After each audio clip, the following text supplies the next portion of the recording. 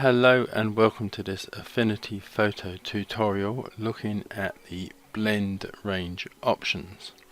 Now if you do a YouTube search and put in Affinity Photo blend ranges, there are already quite a number of videos there about the blend range, and in fact there's even one here that I made some time ago, about a year ago, which admittedly is a bit too long, 38 minutes long, and having rewatched it and knowing what I know now, I know there are some errors in there, but it is basically a beginner's look at what the blend range can do. Now, as I freely admitted in that video there, I was still learning a bit about how the blend range tool worked, which is why there's some mistakes in there. But I've always struggled with this sort of blend range tool, so I've been watching all these other videos which are all very good and all well worth checking out, but I have also been watching some blend if tutorials. Now blend if is the Photoshop blending tool, and I was hoping that would help me learn more about the blend range tool in Affinity Photo. Now I came across one the other day which is by the F64 Academy, and it's how to use the blend if options in Photoshop. Now using this and trying to adapt it in Affinity Photo, it helped me learn a bit more about how and why these blend range tools work. The science behind all this may not be 100% exactly the same as it is in Affinity Photo, but it's pretty much, as far as I can tell from what I'm looking at, it looks to be pretty close. So how this chap has explained it for Photoshop pretty much works in Affinity Photo. So this is why I'm going to try and adapt this as best I can in Affinity Photo. So if I come back to Affinity Photo here, I have set up a picture much like in this video here, where it has a background layer of 50% grey, and then it has a blurred colour wheel on another layer, which also has a half black and white, solid black and white circle in the center, and a layer above that, which is, at the moment is hidden, is a solid black. So this is basically how the chap started the tutorial. So looking at this Photoshop tutorial, next in the video, the Photoshop video, he looks at how to find the blend if options. Now in Photoshop, now I took a screen grab of this from that video, which is why it's not necessarily that brilliant looking, but the blend if options are found in the layer style panel in Photoshop, and the layer style panel is fairly similar to the FX panel that we have in Affinity Photo, because you can add the texture, the stroke, the shadows and all that, and blend if is an option found within that.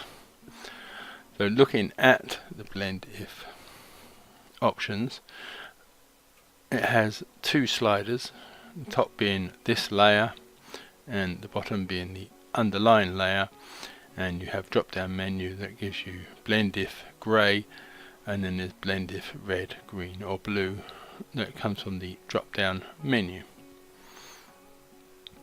So, and also underneath each of these sliders there's a little triangle which is black one end and white the other. So Affinity Photo does this in a slightly different way. So I come back to this here.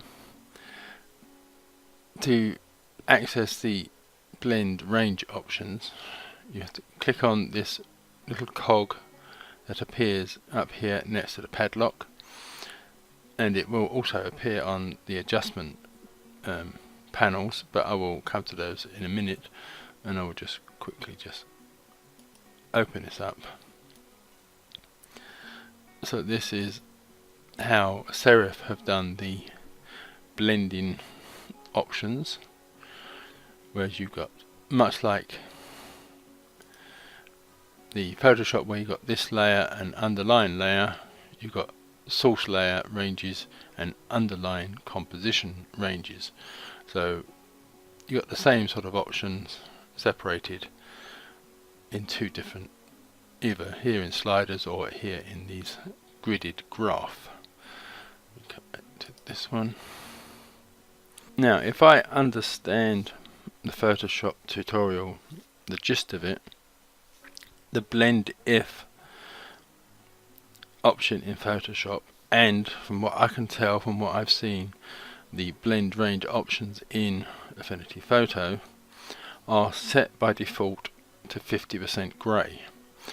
I mean, whereas Affinity Photo call it master, Photoshop they have it down as grey.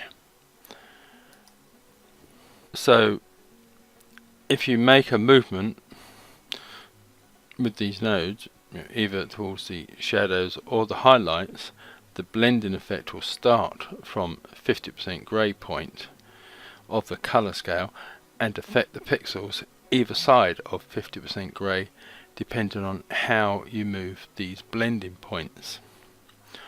So if I unhide this black solid layer that is above, and that is the layer that we are going to be blending with these options, because that is the layer that is highlighted.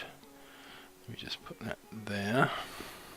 If I come to the source layer ranges and I click on and drag down the right hand side node, so I slowly move this down, as you can see nothing is happening. This is because this is a black solid and there are no pixels below 50% grey on a black solid. But if I come to the left hand node and just move this down slowly, so I'll click on that to highlight it, and as I move this down you will start to see the image below, because we are dropping the black pixels and blending them slowly closer and closer to 50% grey. So the further you come down that side, the closer we get to 50% grey, which is where we can now see the image below. Let me just click and reset that. So if I then come to the underlying composition range side, this is going to be sort of affecting the layers underneath the one that is highlighted and the one that we are working on.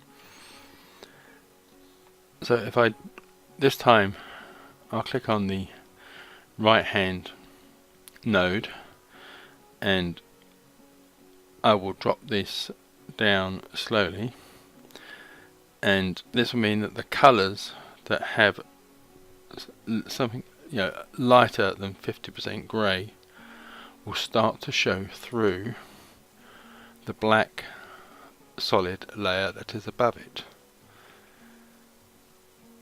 And the nearer I get to the bottom here, more of the lighter than 50% grey pixels will come through. Now, not all the colours will come back exactly as they should do, because some of them have pixels in them that are darker than 50% grey. Let me reset that, and I'll drop down the other side. Click and drop that, and a similar sort of thing will happen here.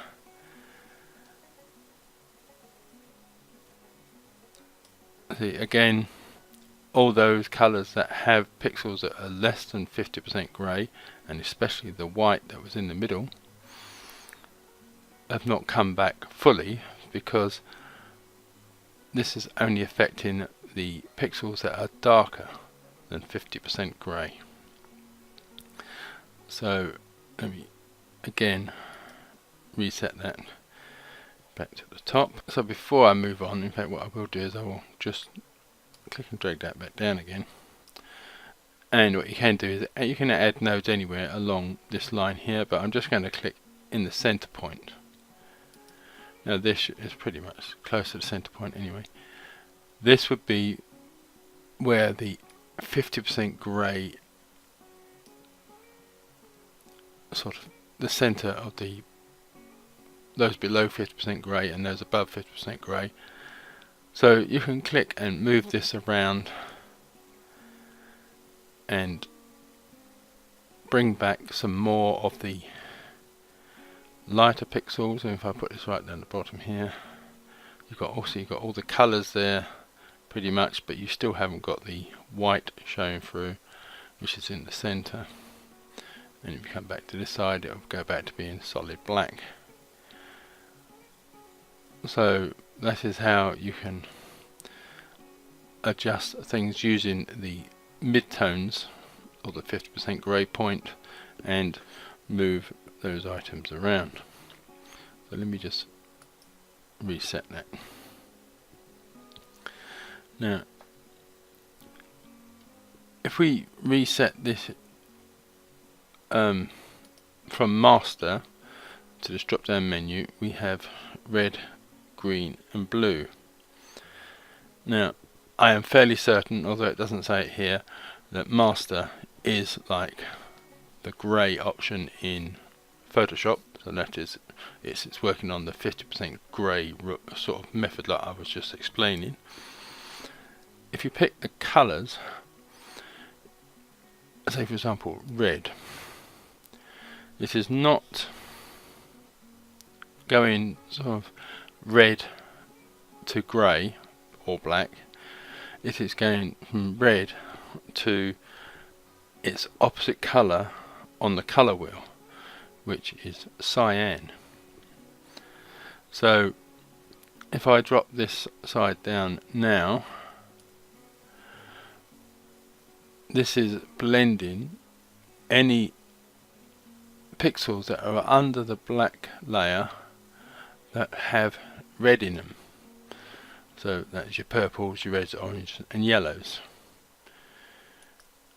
If I drop down this side, it will allow any of the colours that have cyan in them.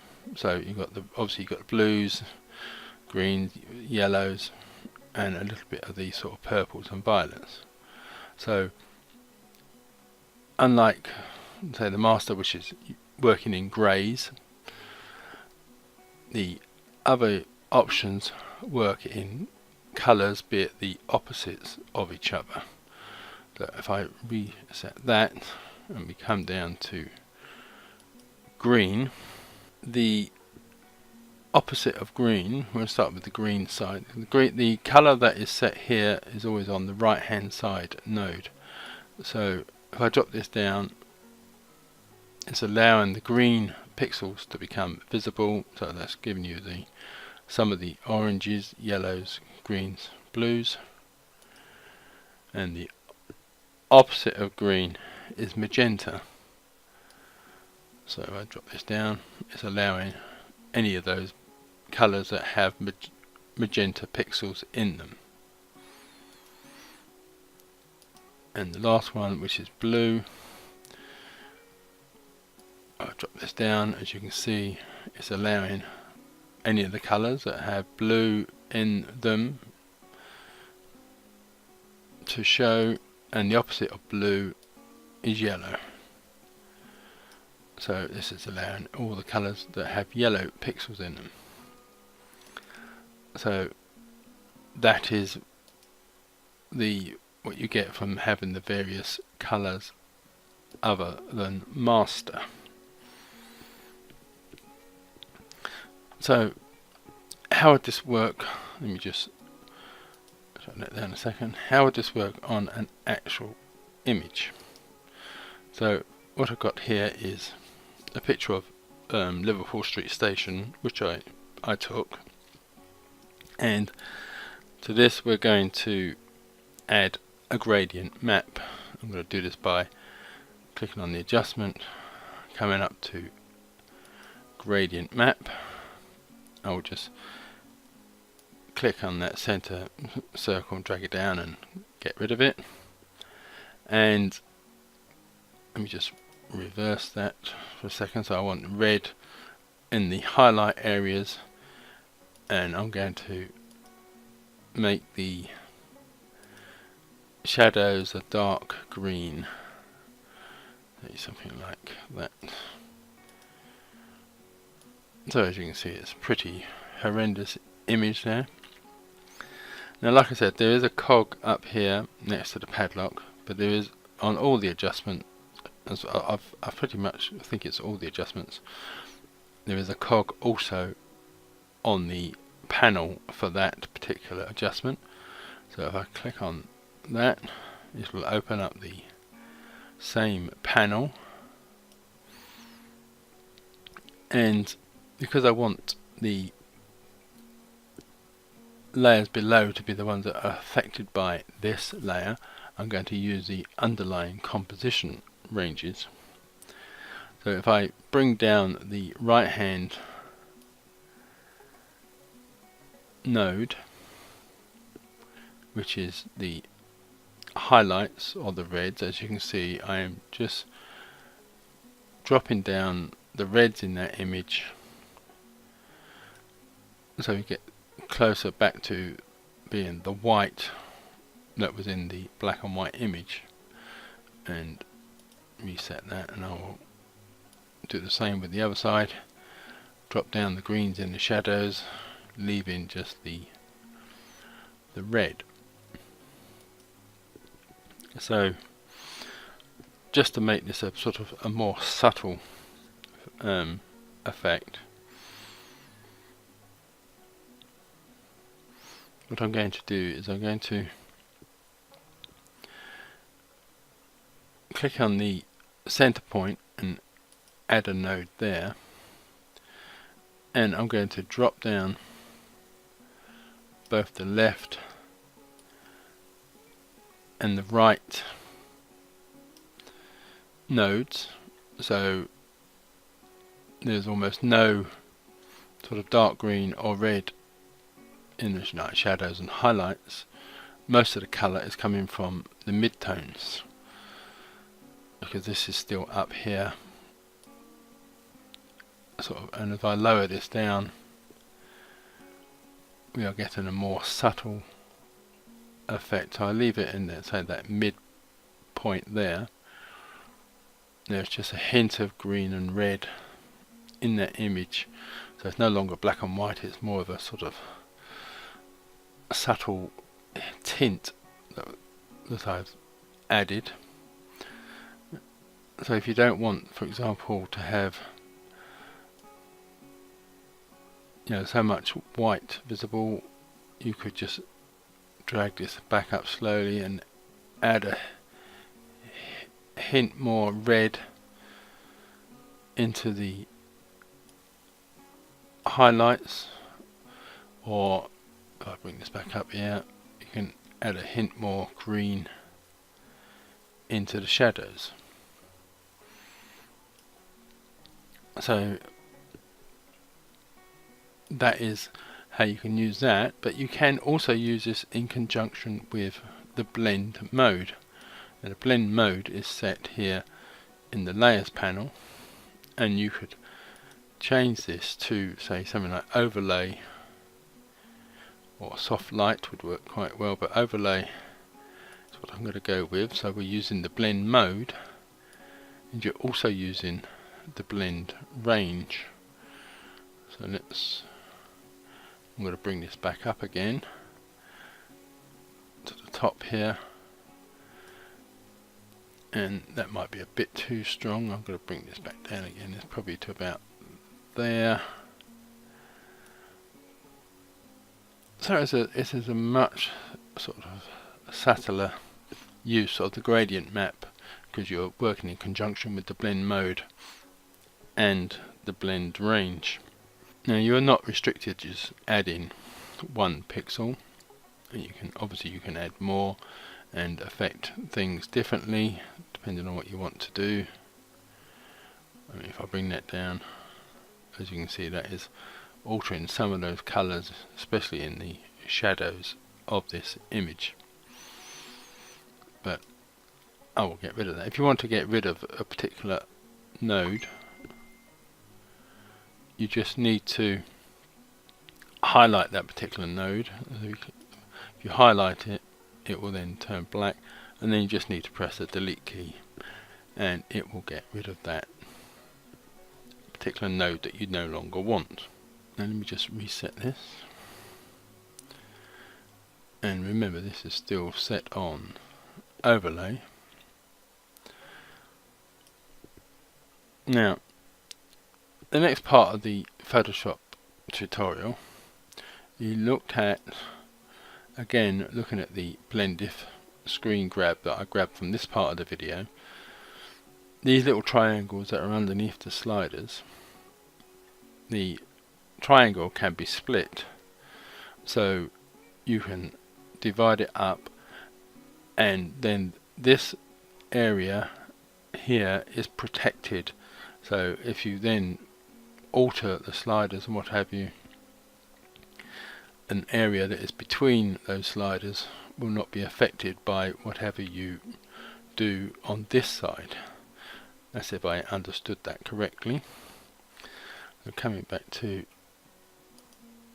my image here,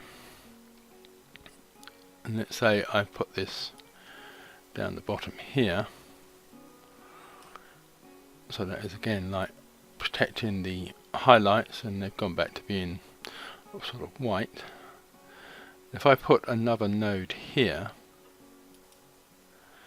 which is in the first sort of crossover of the grid, and I then sort of put a grid here and alter this, move it around, that node there is protecting that area of the highlights, because it is only moving between the two nodes that this node is particularly in between. So you can protect your highlights or your shadows or whatever by adding a node to protect it.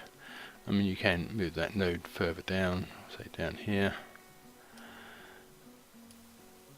and protect it in all sorts of different ways.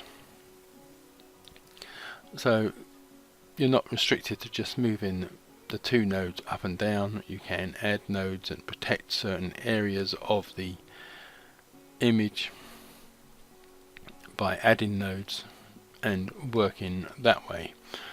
Let me just reset this and get this back to normal. So let me just again put this back to where I had it before, which is I'll put a node in there and I'll drop that down, and I'll just bring that up to, well, let's try it the other way, see whether how that looks. I will leave the highlights and shadows with their reds and greens sort of at the highest point, and then I'm lowering the midtones with a slightly different look. So I'm going to put this sort of in the middle point, so there's a bit more red and green in the image there, and I still have this on overlay. Now if I then add another adjustment, and this time I'm going to go with curves, and I'm just going to push that up to brighten sort of the mid-tone range, which is roughly about there. Now because I've still got this blend options panel open, and this is the layer that is currently highlighted, I can now still blend this particular tool, and I'm going to do it in the same way by dragging this down to the center point and leaving those two as they were. That's giving me a sort of slightly lighter version than if I turn that off. That's what it looked like without the curves adjustment, and that's what it looks like with the curves adjustment, but with the same blending options. But I might just bring this right down to the bottom. I think that looks slightly better. Just makes it a bit more subtler version of the red and greens in the highlights and the shadows. So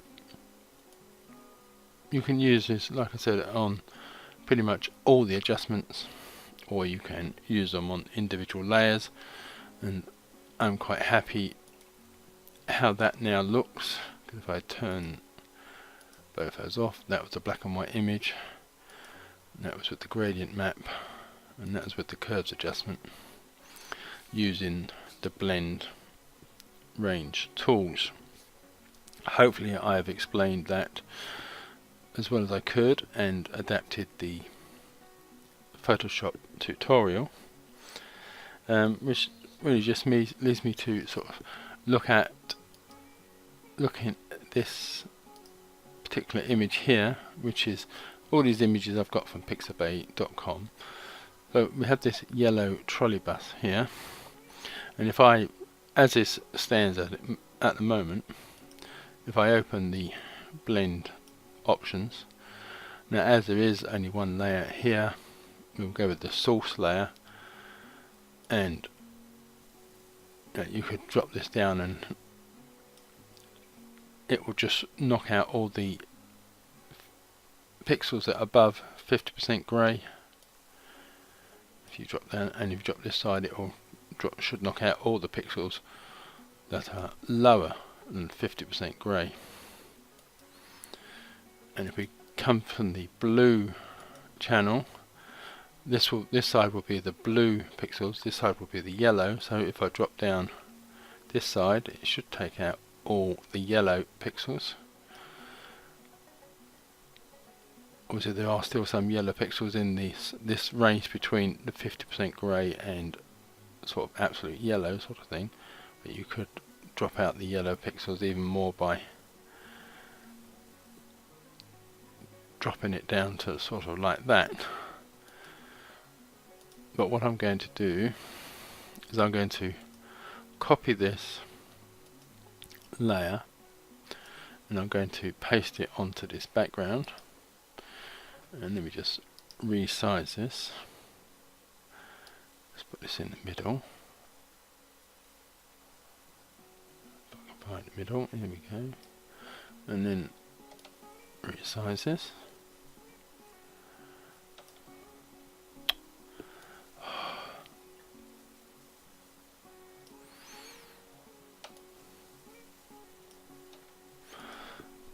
So I'm going to highlight this tram layer, open the blending options. So again, I could drop down the source so that some of that background shows through, or you can, so this side will be the yellows, and then we put it onto blues. So this side will be the yellow pixels from the underline, or you can drop down the yellows from the source image and have more of that background showing through. So, or you can, you can tinker with this and get the effect you want. Now what I'm going to do is I'm going to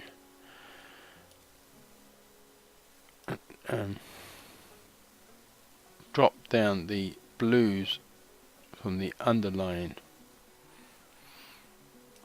image, what the image is, and I've got to drop down the yellows from the source.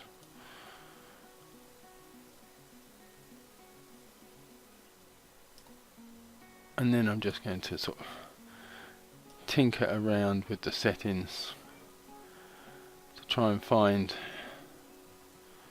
a sort of image that I like.